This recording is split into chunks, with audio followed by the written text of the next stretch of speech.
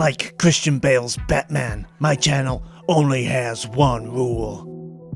Well, actually it has several. Like not saying let's get into it or without further ado unless I'm doing a parody of other YouTubers, and not using the royal we when it's clear to everyone I'm just one guy and not the spokesperson of a cabal of secret GPU testers. But, well, anyway, today I'm going to break my one rule, and like Ben Affleck's Batman, I'm gonna break it hard, often, and with no small amount of enjoyment.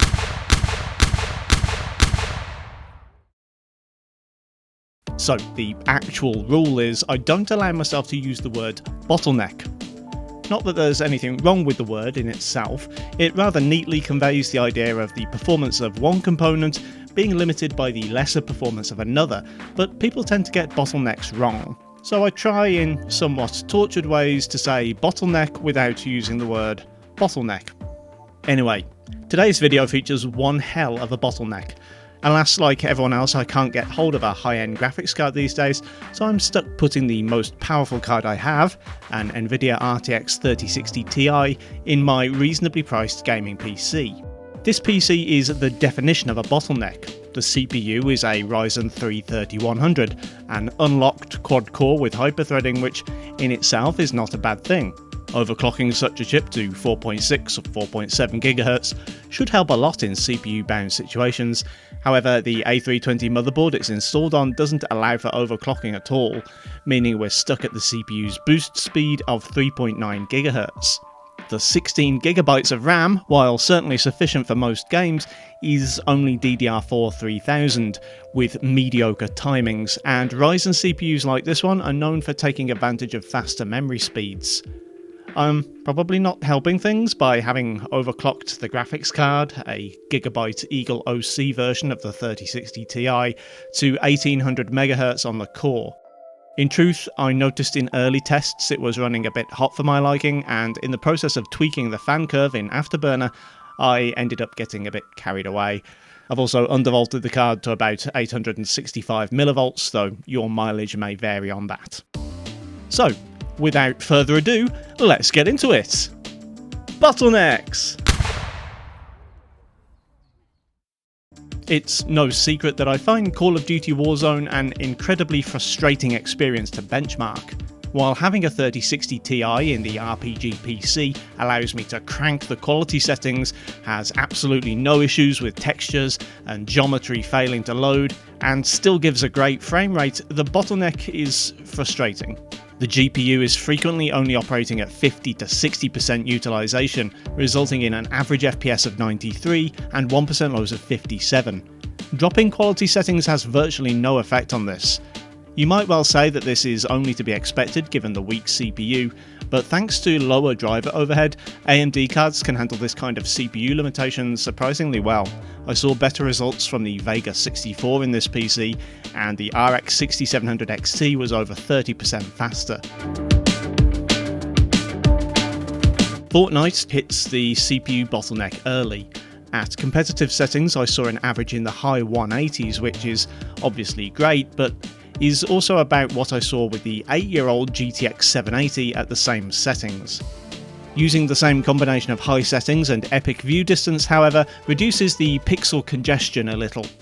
With utilization up into the 70s and low 80s, I saw an average of 140 FPS and 1% lows of 85, about 15% faster than the 2060 Super and 20% slower than the RX 6700 XT.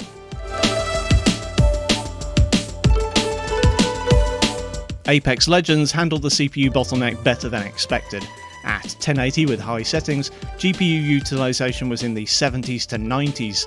This meant for an average frame rate of 176 with lows of 114, which just edges out the RX 6700 XT despite the AMD card's inherently lower driver overhead.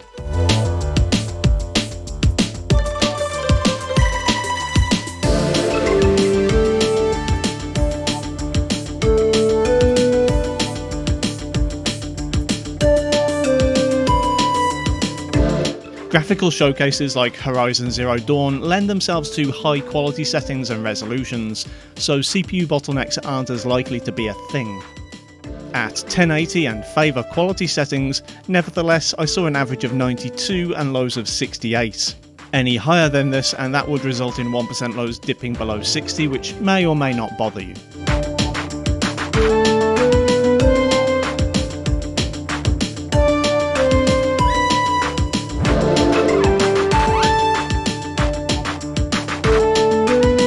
Resident Evil Village, however, is being held back by the Ryzen 3 3100. At 1080 with settings as high as I could go without exceeding the VRAM limit, I saw an average of 119 and lows of 92. Ray tracing doesn't seem to have that much of an impact on performance. GPU utilization jumped from the 70s to almost 100%, and FPS dropped only as low as 74, with averages sticking just below 100.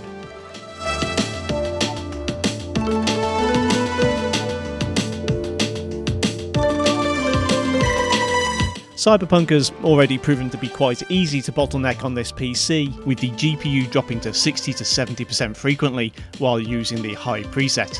At Ultra, however, utilization sticks to the 90s and the frame rate averages 77 with lows of 23.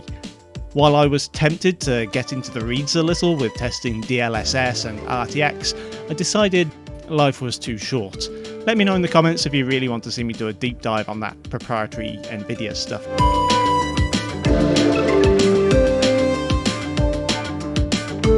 It would be churlish to complain about a game that gives 200 FPS averages and 1% lows of 140, even at 1080 nightmare settings, and Doom Eternal is certainly a joy to behold on the 3060 Ti. Truth be told, I actually recently started benchmarking in a more hectic, action-heavy section of the game, so comparisons to previous reviews are kind of irrelevant. Still, I think a better CPU might see this card get closer to the 300 FPS averages I saw on the 6700 XT. Assassin's Creed Valhalla is another title that doesn't seem to rely too heavily on the CPU, and at 1080 Ultra settings the GPU remained about 95% utilised for the whole benchmark run. The 3060 Ti scored an average of 72 and 1% lows of 54. Dropping to high saw the average climb to 80 and 1% lows reach 59, placing it about 10% behind the 6700 XT and about 10% above the 2060 Super.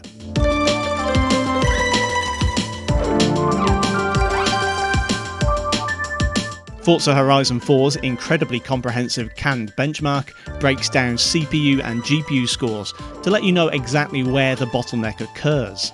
This CPU limits any GPU to about 120 to 140 FPS, but the benchmark tells us that with a better processor, this card could give us 218 FPS average at high settings and 188 FPS lows.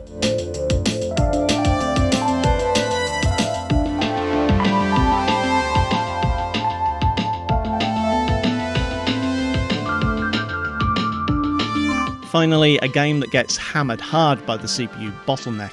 Watch Dogs Legion at 1080 Ultra settings sees only 85% GPU usage and 65% at very high. The former manages averages of 52 and 1% lows of 39, while dropping the settings a notch only brings the scores up to 56 and 41.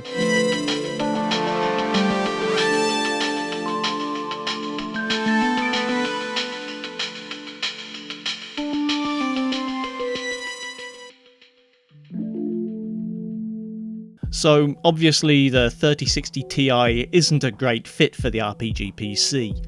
On the plus side, you'll likely be able to game at 1440p and get pretty much the same results in many of the games tested today. However, a Ryzen 5 3600 or 3700X or an i5 10600K or similar would alleviate this limitation enough to get some truly high frame rates. I've concluded this before, and I guess I'm flogging a dead horse by now, but if you don't plan upgrading from a quad-core, especially an old non-hyper-threaded or non-overclockable one, then this tier of graphics card doesn't represent good value for you. Hopefully this has been useful and or entertaining for you. It's also the last time you'll hear me using the word bottleneck, at least for a while. I think I wore it out. Thanks for watching, kindly do the usual YouTube things if you feel so inclined, and I'll see you next time.